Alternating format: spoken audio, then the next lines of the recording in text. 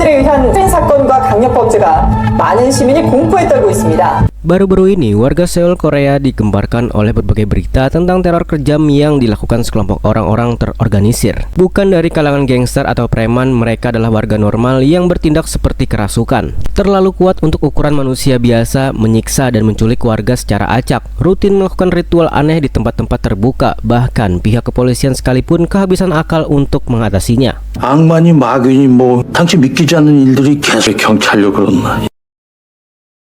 Dan kita akan dibawa pada seorang polisi sekaligus calo yang mengantar kliennya yang mendatangi sebuah perusahaan jasa bernama Holy Night. Tidak seperti perusahaan detektif swasta konvensional pada umumnya. Jasa ini bergerak di bidang eksorsisme atau perburuan roh jahat yang sudah memenuhi standar culik internasional. 제 딸 수진이가 갑자기 연락이 안 되고 행방불명된 것 같습니다. 이거 분명 뭔가 잘못된 것 같습니다. Si klien menjelaskan bahwa anak dia menghilang secara misterius beberapa hari yang lalu. Bahkan pihak kepolisian juga sudah mengerahkan 3 detektif handal untuk melakukan pencarian. Namun bukannya kembali dengan membawa petunjuk, mereka justru malah ditemukan kritis setelah diserang oleh orang-orang berpenampilan aneh. 구해올 수가 없어서. Tak hanya berburu roh jahat, si bos Holy Night yang bernama Bawo ini juga menjadi sosok paling ditakuti di kalangan para penjahat. Karena selain jago gelut dan tidak pernah pandang bulu, beliau juga punya banyak relasi dengan orang-orang penting di dunia permafiaan, termasuk menjadi backingan handal di lingkungan kepolisian. 저희가 최선을 다하겠습니다. Karena pekerjaannya tidak pernah mengecewakan, Bawo selalu mematok bayaran tinggi dalam uang tunai dan meminta kepada klien melakukan pembayaran terlebih dahulu. Setelah si calon mendapatkan bagiannya, si bos menyuruh 2 asistennya agar segera bersiap untuk menemui salah satu informan kepercayaan mereka.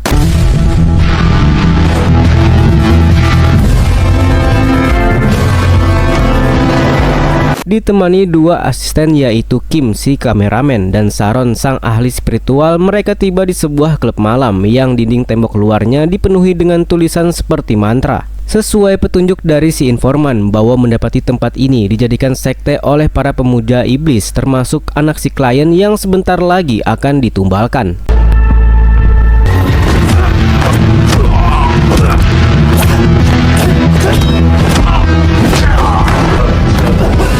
Beres menghajar penjaga di pintu masuk, mereka langsung dihadang penjaga lain yang benar-benar sudah kesurupan sepenuhnya. Hal itu bisa dilihat dari mata merah menyala dan tubuh yang mengeluarkan asap hitam. Sementara Sharon akan mengusir iblis dari anak si klien dan Kim jangan berhenti merekam. Bawo atau lebih dikenal dengan sosok Ma Dong-suk pun langsung menghajar para penjaga sampai-sampai mengeluarkan percikan api dari tangannya.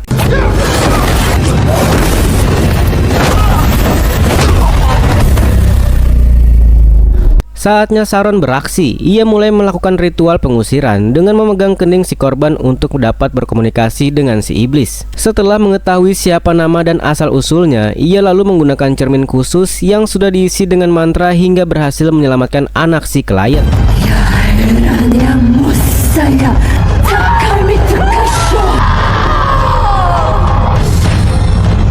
Setelah semuanya selesai dan para anggota sekte ini kembali normal, Bawo menyuruh Kim untuk meringkus mereka dan melaporkan kepada pihak berwajib. Kim cukup dibuat terkejut saat menemukan sebuah tato bintang aneh pada masing-masing dari leher mereka, sehingga Bawo berspekulasi bahwa mungkin itu adalah tanda keanggotaan sekte sesatnya.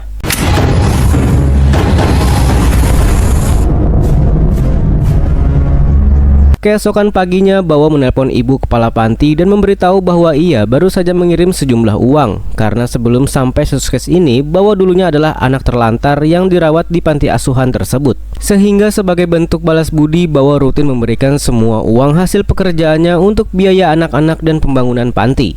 어제 걔네 어디 소속인지 찾았어요. 벨제비트요. Disinilah Sharon curhat tentang kekhawatirannya bahwa iblis atau roh jahat yang akhir-akhir ini mereka lawan merupakan iblis kelas menengah atas yang biasanya ingin menciptakan krisis hebat terhadap umat manusia. Sehingga sebelum semuanya terlambat, mereka harus segera menemukan pimpinan sekte tersebut. 김 실장은 앞날이 창창하니까. 나는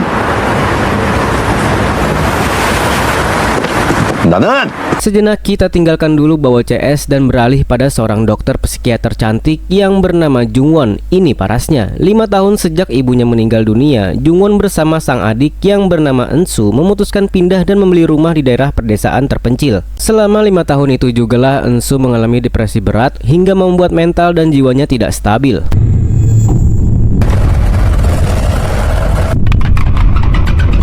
Meski hasil pemeriksaan medis selalu menunjukkan tanda-tanda normal, hal itu berbanding terbalik dengan situasi dan perilaku yang Enso tunjukkan. Tidak seperti orang sakit pada kebanyakan, Enso lebih seperti sedang kesurupan makhluk tak kasat mata, sehingga dokter menyarankan agar Jungwon mencari orang pintar untuk mengobatinya.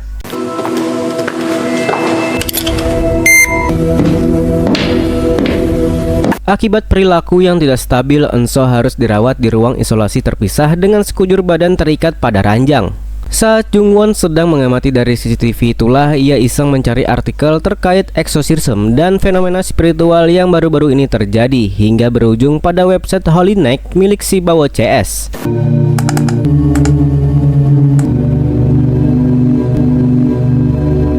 Penasaran dengan kredibilitas Holy Night, ia pun konsul pada seorang dokter kepala rumah sakit sekaligus pendeta taat bernama Marco. Beliau menjelaskan bahwa akan sulit bagi orang-orang medis mempercayai sesuatu yang tidak bisa dijelaskan secara ilmiah. Namun sejauh pengalamannya, ada di antara pasien yang memang sakit secara rohani dan Bawo atau ketua perusahaan Holy Night adalah teman lama Marco yang bisa diandalkan.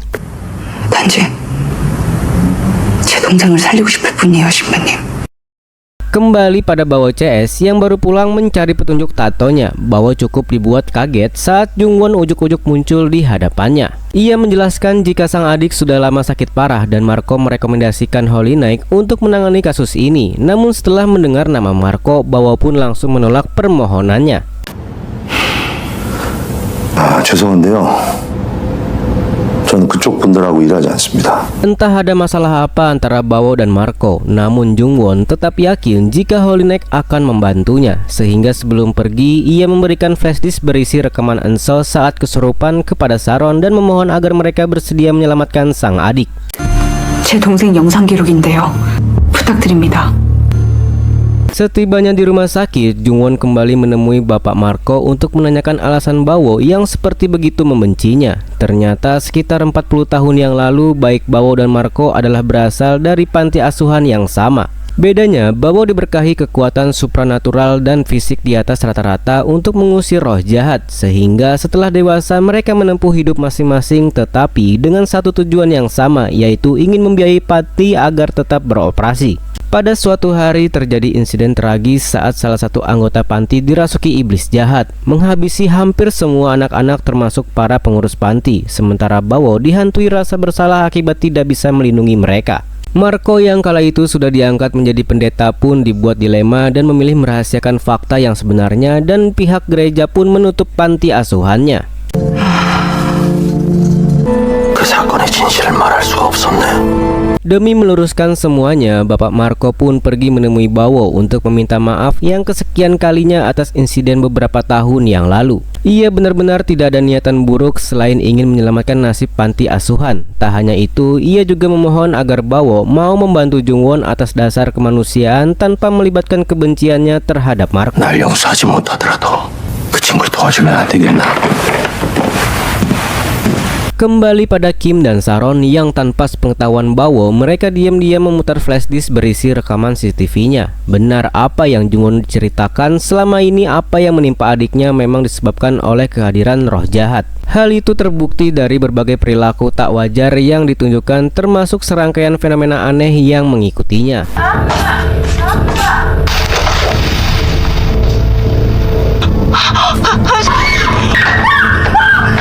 Setelah merenung sepanjang malam, Bawo akhirnya luluh dan ikut melanjutkan investigasinya bersama Kim dan Saron. Entah di malam yang keberapa si iblis mulai berani menyakiti Enso hingga membuat salah satu kamera rusak.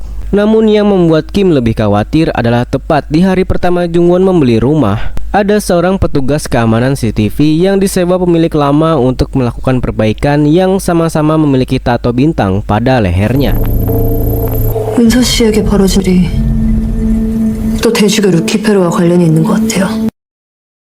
Keesokan malamnya, Jungwon dipanggil ke kantor untuk melihat kejanggalan yang ditemukan. Tak hanya petugas CCTV saja, para pemuja iblis ini rupanya selalu mengawasi Eun-seo dimanapun berada. Seperti dua perawat rumah sakit yang sama-sama memiliki tanda yang sama, termasuk petugas kurir langganan yang juga adalah pengikut sekte sesat. 이들이 은서 씨를 통해서 어떤 악마를 소환한 것 같아요. 이미 사람이 아닌 악마에 가까운 자들입니다. Saron juga menambahkan bahwa para pemuja memang sudah biasa menggunakan orang yang jiwanya kosong untuk dijadikan media pemanggilan Raja Iblis dan menciptakan dunia mereka sendiri. Mereka atau para penganut sekte sesat bisa merasakan kehadiran seseorang yang jiwanya terganggu persis seperti yang terjadi pada Eun-seo saat ini. 하필 왜 우리 은서죠?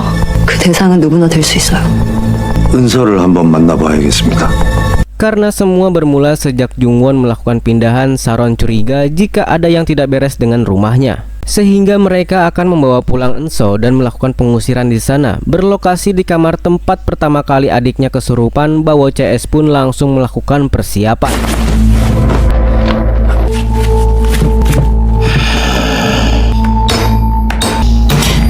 Setelah Eun-seo diikat pada kursi, Saron melingkarinya dengan garam dapur yang dipercaya bisa mencegah si iblis mengeluarkan aura-aura jahatnya. Tahap pertama dalam melakukan pengusiran adalah kehadiran alias memaksa sang iblis untuk menyebutkan siapa namanya. Karena pengusiran hanya akan berhasil jika nama aslinya diketahui.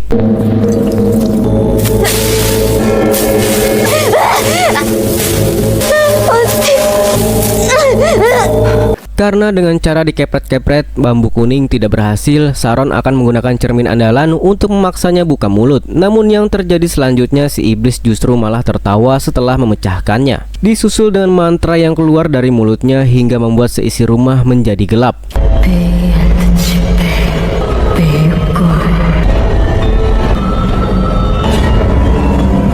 내부에 빛이 차단되고 있어요. Sadar jika mantra barusan digunakan untuk memanggil para pengikutnya, Bawo pun akan pergi memeriksa seisi rumahnya untuk memastikannya dan benar saja. Setelah menghajar satu penjaga hingga tepar, muncul penjaga lain yang kali ini jumlahnya tidak main-main. Sehingga Bawo harus terlibat perkelahian di lorong rumah yang sempit ini.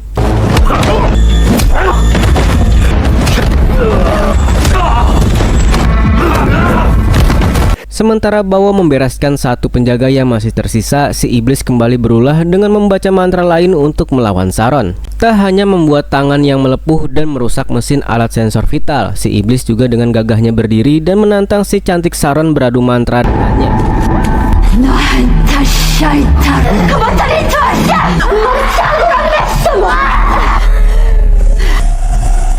Beruntung, mantra barusan berhasil membuat Eun-seo kembali tenang. Alih-alih sudah lenyap, si iblis rupanya diam-diam berhasil merasuki tubuh Jungwon yang membuatnya mengamuk histeris. Sehingga ketika Bawo selesai meringkus para penjaga dan kembali ke kamarnya, ia langsung membantu Saron menolong Jungwon.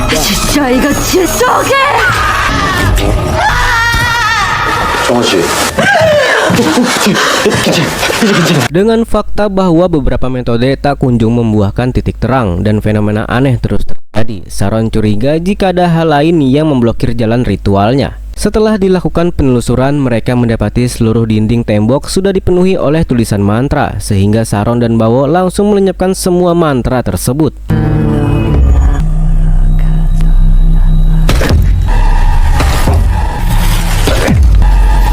Kembali ke kamar Eun-seo, kali ini si iblis menyerang Bawo yang membuatnya berhalusinasi bertemu dengan sosok iblis lain, membisikkan kejadian 15 tahun yang lalu di panti asuhan hingga membuat Bawo terpancing. Tanpa sadar jika sosok yang ia cekik dalam bayangannya tidak lain adalah Saron yang mencoba menolongnya.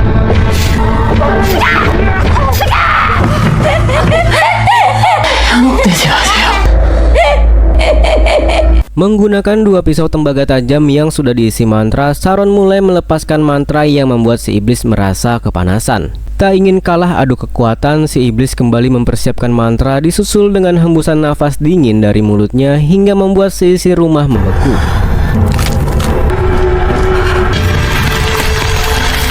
Dengan cepat Saron menekukkan kepala Eun-seo yang memaksa si iblis menyebutkan namanya, di mana Jungwon yang melihat adiknya kesakitan pun malah mendekat dan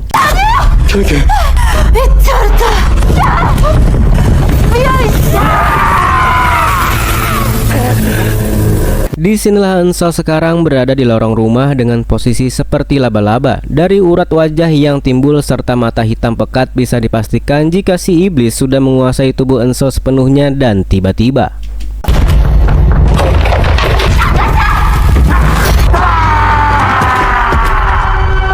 entah kemana menghilangnya Eunseol, mereka pun membagi tugas untuk mencari keberadaannya. Sharon akan menunggu di lorong, Jungwon pergi memeriksa CCTV, sementara untuk Bawo dan Kim mereka menyisir rumah dan kembali mendapat teror saat semua perabot rumah mulai berterbangan.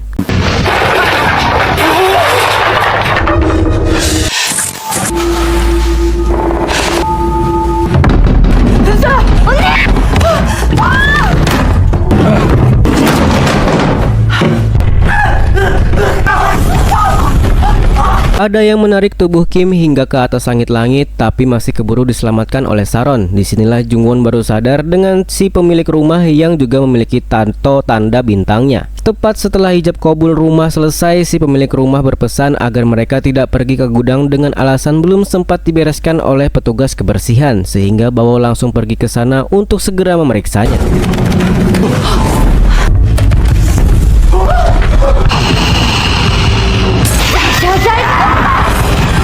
Sementara Eunseol semakin membrutal menyerang Sharon sehingga pingsan. Bawo sendiri berhasil menemukan pintu rahasia di bawah basement gudang. Benar kecuriganya selama ini, ia mendapati beberapa sesajen dan para pemuja iblis sedang melangsungkan ritualnya sehingga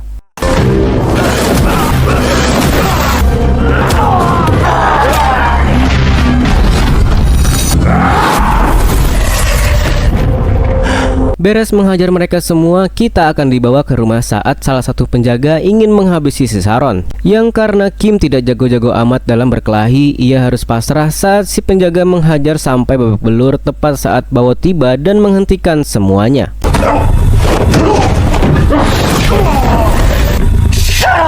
Saat Sharon sedang pingsan itulah si iblis masuk ke alam bawah sadarnya dan memberitahu bahwa apa yang mereka lakukan sia-sia saja, disusul dengan kemunculan wujud asli si iblis dari awan hitam yang menyerupai seekor banteng. Setelah melihat langsung wujudnya, disitulah Sharon akhirnya tahu nama atau spesies iblis yaitu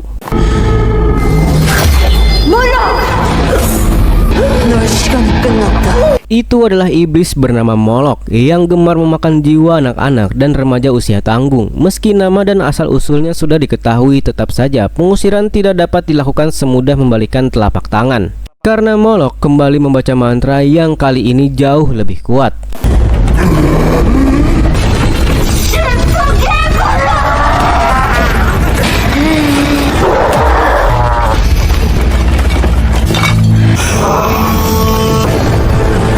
Dan sungguh betapa mengerikannya kekuatan Molok saat dirinya membuka portal iblis untuk membawa Eunseol bersamanya. Namun dengan kekuatan yang masih tersisa, Jungwon, Kim, dan Bawo berusaha menariknya dengan seutas tali. Sementara Sharon terus membacakan mantra yang membuat energi jahatnya perlahan memudar.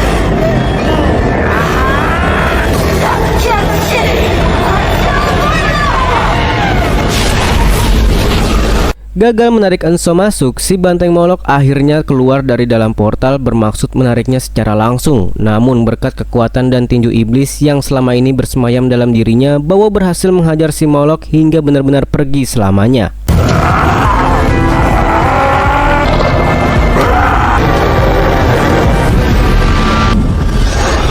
Dengan lenyapnya Molok, berakhirlah sudah ketegangan yang mereka alami. Eunseol berhasil siuman dan kembali normal seperti seharusnya. Tidak ada korban jiwa dalam kejadian ini. Namun PR besar sudah menanti mereka bertiga karena iblis Molok pasti akan kembali dengan rencana yang tidak terduga dan film pun selesai.